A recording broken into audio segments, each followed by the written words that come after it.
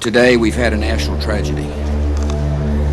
2 airplanes have crashed into the World Trade Center, and I've ordered that the full resources of the federal government go to help the victims and their families. On August 29, Hurricane Katrina slammed into the Gulf Coast. The world watched as the levees surrounding New Orleans failed, flooding the city, leaving tens of thousands stranded and more than 1,000 dead.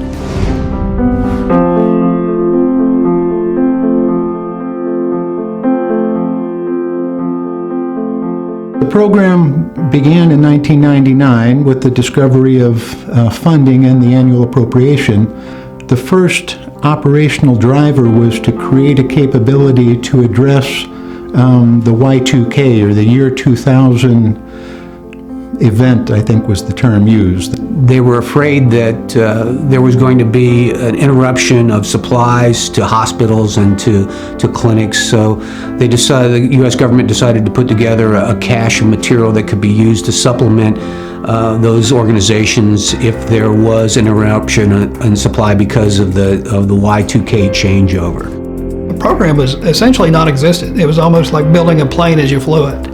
And I remember there was a couple of people, we all started at the same time, and they were looking for SOPs. And I basically had to explain there is no SOP. This is putting a program together. We were in a double-wide trailer over at the Chambly campus.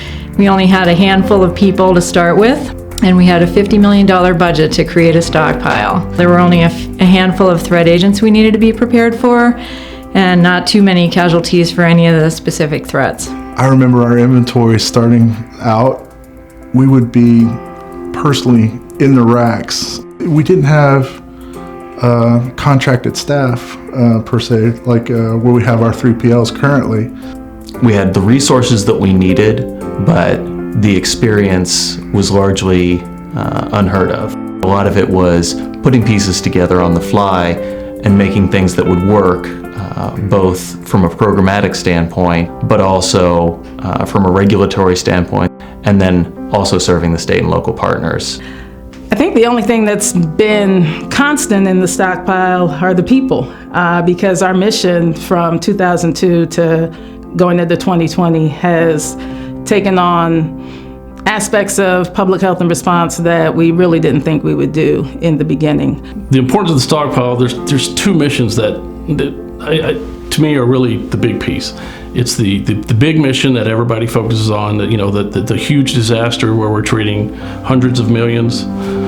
But the day-to-day stuff is what a lot of people don't see. So when a soldier has a bad reaction to a smallpox or someone's accidentally exposed to anthrax, we're the ones where the state or local governments will come and ask us to provide the vaccines to treat that person.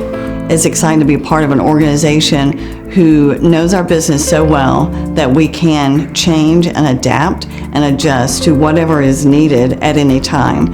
And everyone seamlessly and flawlessly goes from our everyday job that we are doing to support the stockpile into a response. We know what we're supposed to do, and we can just roll right into that, use our expertise from our day-to-day job, as well as what we've learned over the years as the organization has matured and evolved. You find that common ground, and all of us have the same common ground, is to serve the people, to get them the medications they need to save their lives.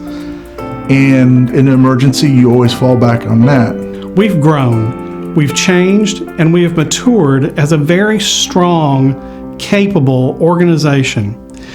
We do supply chain logistics management that centers on the delivery of medical countermeasures to support the nation's health. We get the right thing to the right place at the right time, every time. And people rely on us to do that. Without SNS, our public health readiness would be a very limited capability. Without SNS, I think it puts us at great jeopardy. When I think about the next 20 years, I think about all the advances we're seeing technologically. I think that we'll continue to improve our knowledge and our input into the supply chain, and our understanding back from the supply chain about what it can do to help us accomplish this mission. Over the past 20 years, our country has faced threats such as the events of September 11th, emerging diseases like Zika and Ebola, pandemic influenza, and devastating weather events like Hurricanes Katrina and Maria. as well as Superstorm Sandy. In the midst of it all, the readiness of the Strategic National Stockpile remained constant. I am honored to welcome the stockpile into the ASPR family. This integration aligns with ASPR's mission and better prepares HHS to respond to future emergencies. I look forward to working together as we set the course for the next 20 years of saving lives and protecting Americans from 21st century health threats. Produced at U.S. taxpayer expense by the U.S. Department of Health and Human Services.